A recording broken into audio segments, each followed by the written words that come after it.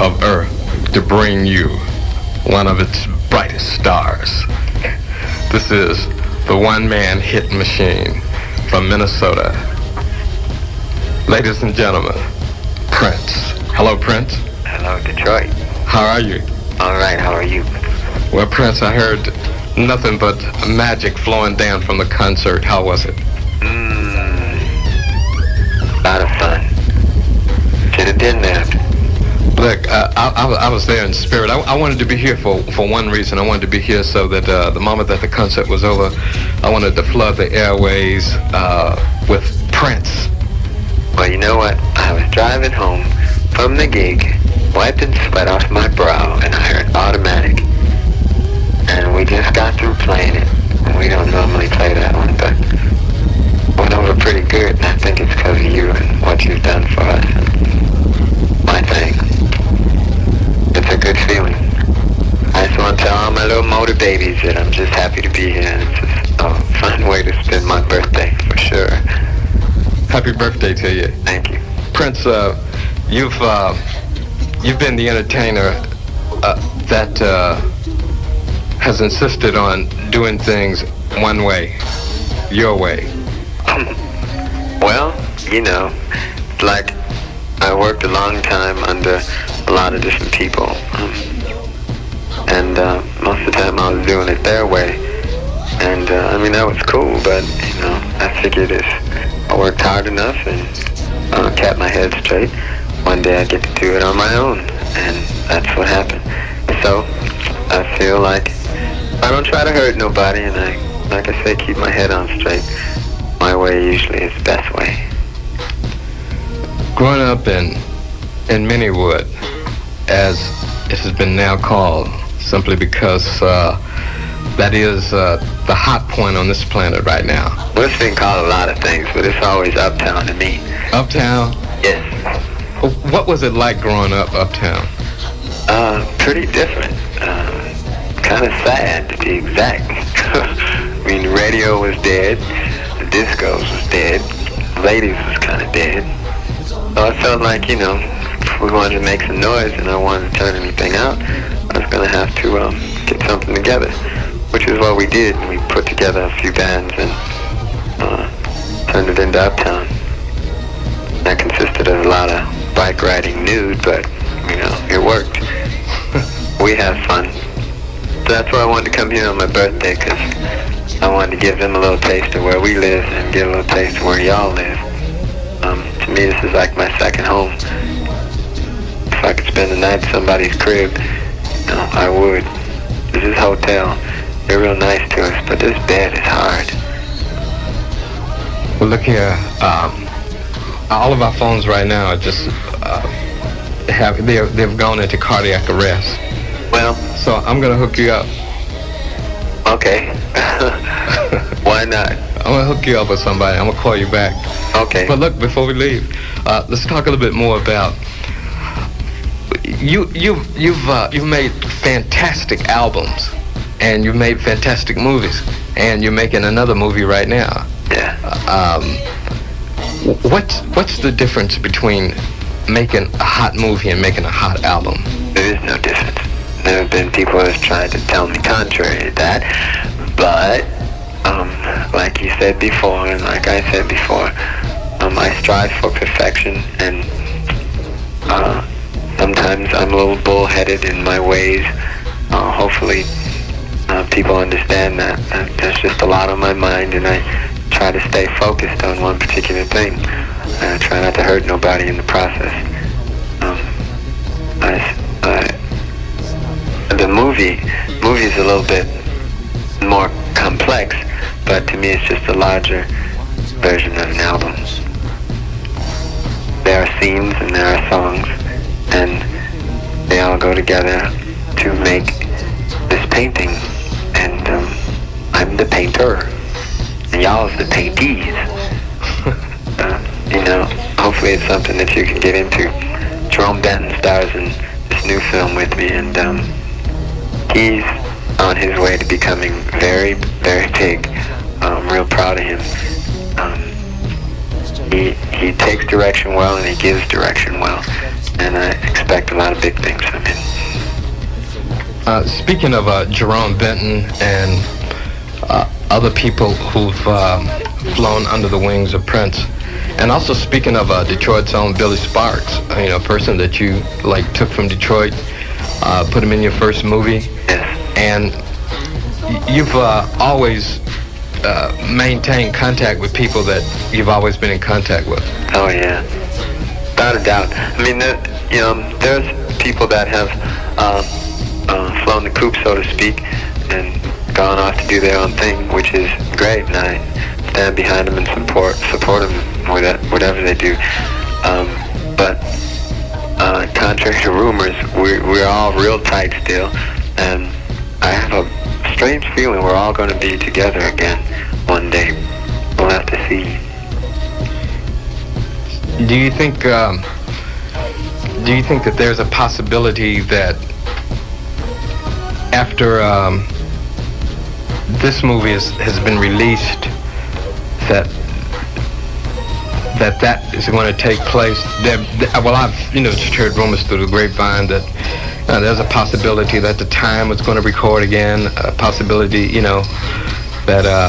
Well, Mojo, anything's possible. Yeah. God willing, and hopefully everybody's head will be in the right place. I'd like to see all that happen. They were, to be perfectly honest, the only band I was afraid of. And they were turning into like Godzilla. And certain things happened, different waves flowed, different winds blew, and everybody fell apart. But I still love all those guys, and I hope they get back together, because I want some competition, Prince, speaking of the movie Under the Cherry Moon, could you tell us a little bit about that? God, I hate to blow the surprise, though, Without blowing it, we know it's going to be in black and white. Yeah, it's going to be in black and white. And we know it's going to be quote-unquote hell of a. Yeah, it's going to be that. It's going to be that. All I can tell you is that you'll have a good time. I'm hoping that everyone understands where I was trying to go with it. It is like an album for me, and I put my heart and soul into it, and I worked very long and very hard. Jerome did the same, and there's a message behind it all, and I'm hoping that people think about it when they leave. That's the main thing. It's a lot of fun, but there's something to think about when it's over. There's a reason for everything. Let's talk about the album Around the World in a Day, which I think was one of the greatest albums. My favorite. It's absolutely my favorite, without question. Tunes like Around the World in a Day, Paisley Park.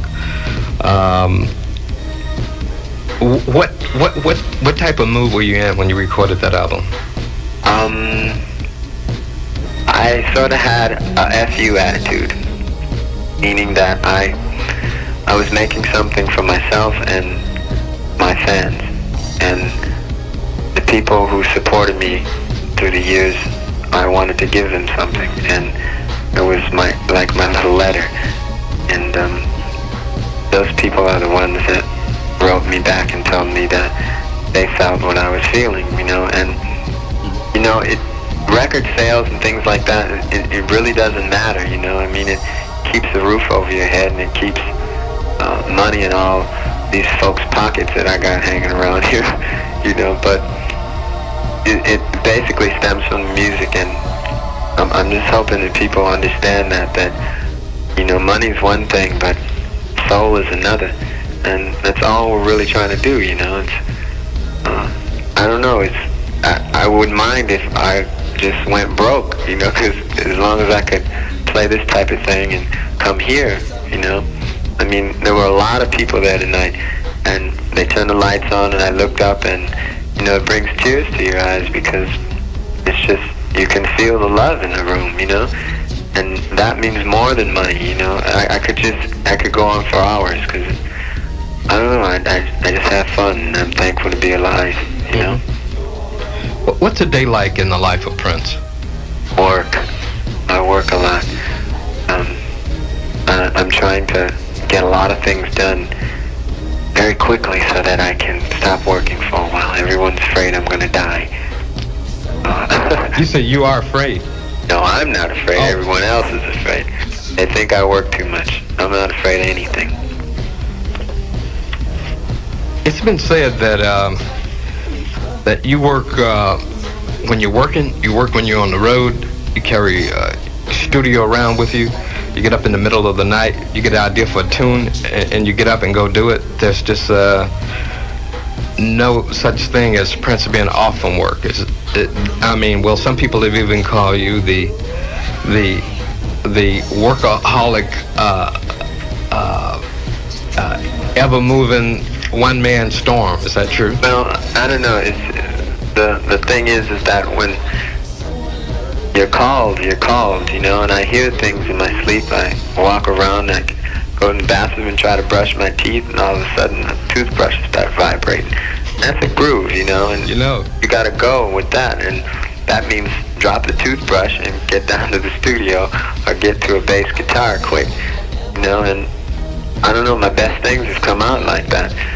To me, making a song is like a new girl walking in the room, you know. You never know what's going to happen till all the things come together. And there she stands. And she says, hi.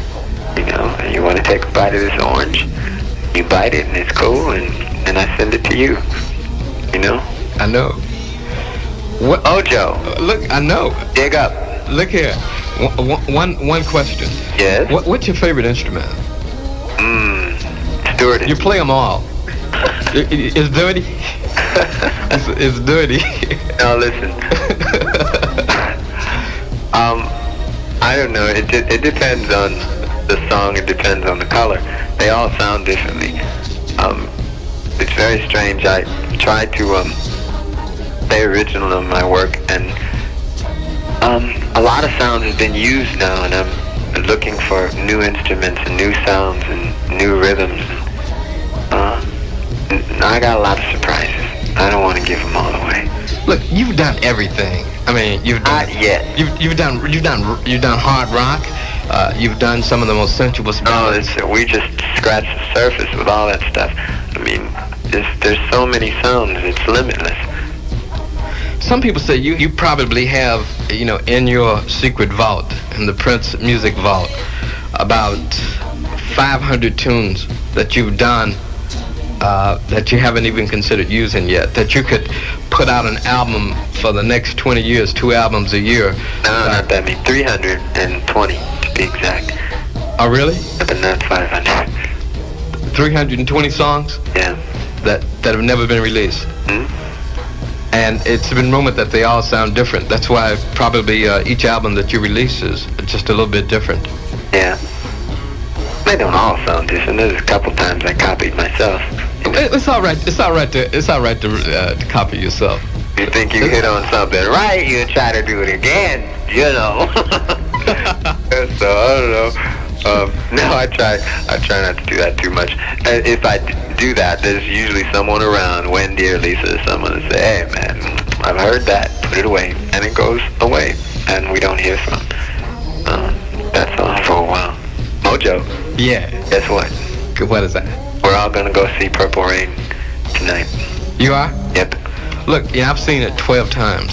I've seen it too many times, but I want to watch it again. I've seen it 12 times, and I'll go watch it tonight. I tell you what, I'm going to ask everybody out there to go watch Purple Rain. But what time will you be watching it? About 15, 20 minutes, maybe? No, about 3 minutes. About 3 minutes? Knocking on my door now. Okay, everybody's getting ready to go and turn the VCRs on right now to Purple Rain. Tell you what I'm going to do. What is that? I'll back tomorrow, and I'm going to leave a little message at about 4:30, and this one's just for all the purple people, and I think they'll understand. You say call you back tomorrow? I'll call you. You're gonna call me? I got your number. You got my number? Yep. 4:30. All right. Prince, it's been one. You're listening to Electrifying Mojo. Pleasure. Rare moments. If you like this video, this hit the moment. like button. And I don't think words If can you describe wish how to this sort of feeling about subscribe, Prince. hit the subscription button. If you like this video, hit the like button. If you wish to subscribe, hit the subscription button. Level sometime will be 8+34, and as you cut off the 9+0, 9 8+34 is 9+09. 4 meters COI. Mark, yeah, that's 4 meters COI.